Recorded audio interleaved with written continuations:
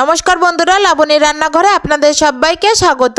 আজকে তৈরি করে দেখাবো ব্রয়লার মুরগি দিয়ে কালো ভুনার একটি মজাদার রেসিপি। প্রথমে আমি কড়াইতে 200 গ্রামের মতো সাদা তেল দিয়ে দিলাম। এর ভিতরে আমি দারচিনি, এলাচ, লবঙ্গ ফোড়নে দিয়ে দিলাম আর দিয়ে দিলাম 2টো তেজপাতা। তারপরে দিয়ে দিলাম 1 বাটি পেঁয়াজ কুচি। পেঁয়াজ কুচিটা দেওয়ার পরে এখানে আমি আদা বাটা, রসুন বাটা দিয়ে দিলাম। দিয়ে একটু নাড়াচাড়া করে পরিমাণ মতো লবণ, পরিমাণ মতো হলুদ গুঁড়ো দিয়ে দিলাম। তারপরে সব রকম মশলা কষানোর জন্য এখানে আমি সামান্য পরিমাণ জল দিয়ে দিলাম। দিয়ে বেশ আমি এখানে 4 থেকে 5 মিনিট ভালো করে কষিয়ে নিলাম। তারপরে এখানে আলুটা দিয়ে দিলাম আর দিয়ে দিলাম মাংসটা দেওয়ার পরে চুলার আঁচটা মিডিয়ামে রেখে আমি আরো 10 থেকে 12 মিনিট ভালো করে কষিয়ে নিলাম। তারপরে আমি এখানে গুঁড়ো মশলাটা দিয়ে দেবো। তো দিয়ে দিলাম 2 চামচ শুকনো লঙ্কার গুঁড়া, 2 চামচ জিরে মরিচের গুঁড়া, 1 চামচ ধনিয়ার গুঁড়া দিয়ে ভালো করে এটা আবারও কিছুক্ষণ কষিয়ে নেব। মাংসটা ভালো করে কষানো হয়ে গেলে আমি এখানে পরিমাণ মতো জল দিয়ে দিলাম। জলটা দিয়ে আরো 10 থেকে 12 মিনিট ভালো করে কষিয়ে জলটা শুকিয়ে নিলাম। তারপরে এখানে কালো ভুনা টেস্টটা আনার জন্য আমি এখানে 1 বাটি পেঁয়াজ ভেজে নেব বেরেস্তা করে। তারপরে আমি মাংসটা বেরেস্তার ভিতরে দিয়ে দিলাম। বেরেস্তার ভিতরে দিয়ে একটু নাড়াচাড়া করে নিলেই কিন্তু আমার কালো ভুনা রেডি হয়ে গেল।